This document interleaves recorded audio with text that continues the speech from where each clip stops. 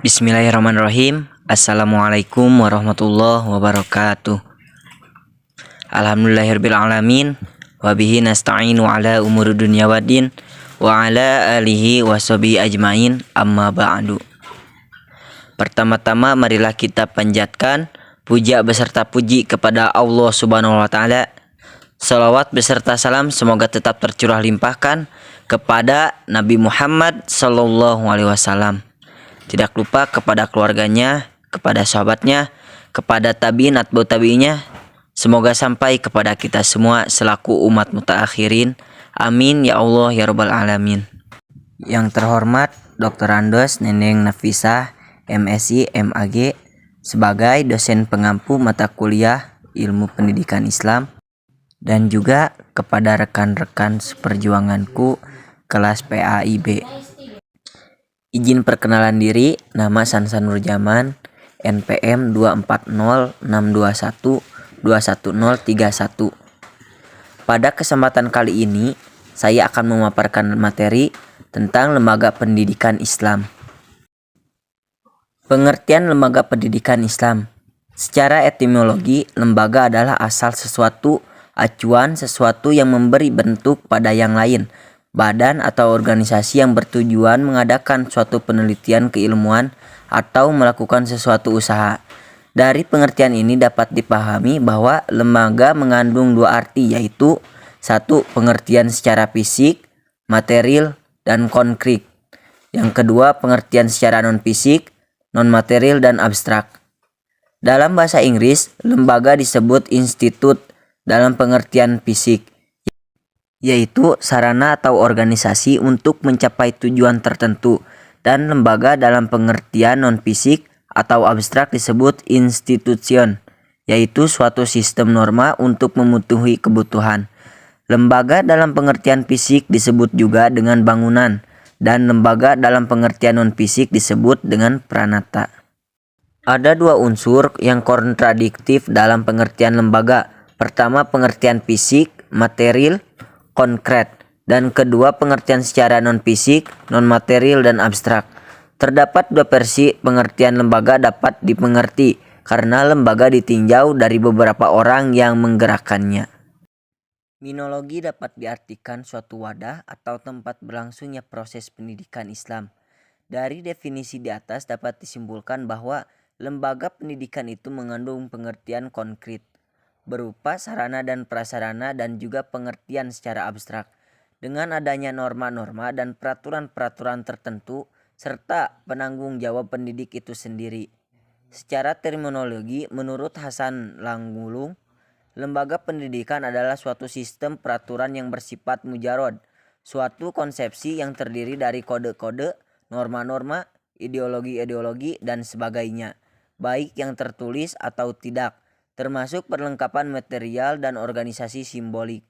Kelompok manusia yang terdiri dari individu-individu yang dibentuk dengan sengaja atau tidak untuk mencapai tujuan tertentu, dan tempat-tempat kelompok itu melaksanakan peraturan-peraturan tersebut seperti masjid, sekolah, kutab, dan sebagainya. Pendidikan Islam termasuk bidang sosial, sehingga dalam kelembagaannya tidak terlepas dari lembaga-lembaga sosial yang ada. Lembaga sosial tersebut terdiri dari tiga bagian, yaitu satu, asosiasi, misalnya universitas, persatuan atau perkumpulan. Yang kedua, organisasi khusus, misalnya penjara, rumah sakit, dan sekolah-sekolah. Yang ketiga, pola tingkah laku yang menjadi kebiasaan atau hubungan sosial yang mempunyai hubungan tertentu. Lembaga sosial adalah himpunan norma-norma tentang keperluan-keperluan pokok di dalam kehidupan masyarakat untuk mencapai tujuan tertentu. Sedangkan lembaga pendidikan adalah suatu bentuk organisasi yang tersusun relatif tetap atas pola-pola tingkah laku, peranan-peranaan, dan relasi-relasi yang terarah dalam mengikat individu yang mempunyai otoritas formal dan sanksi hukum, guna tercapainya kebutuhan-kebutuhan sosial dasar. Berdasarkan uraian di atas, lembaga pendidikan secara umum dapat diartikan sebagai badan usaha yang bergerak dan bertanggung jawab atas terselenggaranya pendidikan terhadap anak didik. Adapun lembaga pendidikan Islam dapat diartikan dengan suatu wadah atau tempat berlangsungnya proses pendidikan Islam yang bersamaan dengan proses pembudayaan. Tanggung jawab lembaga-lembaga pendidikan. Tanggung jawab lembaga pendidikan dalam segala jenisnya menurut pandangan Islam adalah kaitannya dengan usaha mensukseskan misi dalam 3 macam tuntutan hidup seorang muslim, yaitu 1. Pembebasan manusia dari ancaman api neraka sesuai firman Allah Subhanahu wa taala, "Jagalah dirimu dan keluargamu dari ancaman api neraka." Quran surat At-Tahrim ayat 6. Yang kedua, pembinaan umat manusia menjadi hamba Allah yang memiliki keselerasaan dan keseimbangan hidup bahagia di dunia dan di akhirat.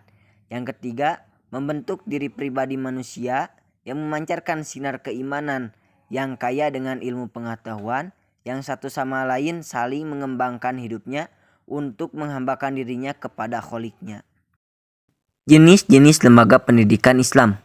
Berbicara tentang lembaga pendidikan sebagai wadah berlangsungnya pendidikan, maka tentunya akan menyangkut masalah lingkungan di mana pendidikan tersebut dilaksanakan. Untuk mendapatkan gambaran yang lebih luas tentang jenis-jenis lembaga pendidikan Islam, harus ditinjaunya dari berbagai aspek, seperti yang akan dijelaskan sebagai berikut. Pertama, lembaga pendidikan Islam dilihat dari ajaran Islam. Sebagai asasnya dalam ajaran Islam, perbuatan manusia disebut dengan amal yang telah melembaga dalam jiwa seorang muslim, baik amal yang berhubungan dengan Allah Subhanahu wa taala maupun amal yang berhubungan dengan manusia dan alam semesta. Sedangkan Mahmud Shaltut mengemukakan bahwa ajaran Islam mencakup aspek akidah, syariah, dan muamalah yang dapat membimbing manusia menuju kehidupan yang lebih baik. Asas seluruh ajaran dan amal Islam adalah iman. Islam telah menetapkan norma-norma dalam mengajarkan ajarannya, sebagaimana yang dikemukakan oleh Sidi Gojalba, bahwa jenis lembaga pendidikan Islam yang serba tetap dan tidak boleh berubah dan tidak mungkin berubah adalah: 1. Rukun iman adalah asas ajaran dan amal Islam. 2. Ikrar, keyakinan atau pengucapan 2 kalimat syahadat adalah lembaga pernyataan. 3. Toharoh adalah lembaga penyucian. 4. Salat adalah lembaga utama diri. 5. Zakat adalah lembaga pemberian wajib. 6. Puasa adalah lembaga menahan diri. 7. Haji adalah lembaga kunjungan ke Baitullah. Ke-8 Ihsan adalah lembaga membaiki. Yang ke-9 Ikhlas adalah lembaga yang menjadikan amal agama. Dan yang ke-10 Takwa adalah lembaga menjaga hubungan dengan Allah Subhanahu wa taala. Adapun lembaga-lembaga yang dapat berubah karena perubahan norma-norma adalah sebagai berikut. 1. Ijtihad sebagai lembaga berpikir. 2. Fikih sebagai lembaga putusan tentang hukum yang dilakukan dengan metode ijtihad. Yang ketiga, akhlak sebagai lembaga nilai-nilai tingkah laku perbuatan. Yang keempat, lembaga pergaulan masyarakat sosial. Yang kelima, lembaga ekonomi. Yang keenam, lembaga politik. Yang ketujuh, lembaga pengetahuan dan teknik. Yang kedelapan, lembaga seni. Dan yang kesembilan, lembaga negara. Terakhir, kesimpulan. Simpulan yang dapat diambil dari pemaparan di atas adalah sebagai berikut. 1. Lembaga pendidikan merupakan salah satu sistem yang memungkinkan berlangsungnya pendidikan secara berkeseimbangan dalam rangka mencapai tujuan pendidikan. 2. Tanggung jawab lembaga pendidikan dalam segala jenisnya menurut pandangan Islam adalah kaitannya dengan usaha mensukseskan misi dalam 3 macam tuntutan hidup seorang muslim, yaitu pembebasan manusia dari ancaman api neraka, pembinaan umat manusia menjadi hamba Allah yang memiliki keselerasaan dan keseimbangan hidup bahagia di dunia dan di akhirat, membentuk diri pribadi manusia yang memancarkan sinar keimanan. Ketiga, jenis-jenis lembaga pendidikan Islam dapat dilihat dari berbagai aspek, yaitu dilihat dari ajaran Islam sebagai asasnya, ditinjau dari aspek penanggung jawab, dan dilihat dari aspek tempat dan waktu. Yang keempat, di Indonesia dikenal juga tripusat pendidikan, yaitu lingkungan keluarga, sekolah, dan masyarakat. Mungkin segitu pemaparan yang dapat saya sampaikan. Wallahu yakdi bihi batin wafiro li walahu fi darajatil akhirah. Wassalamualaikum warahmatullahi wabarakatuh.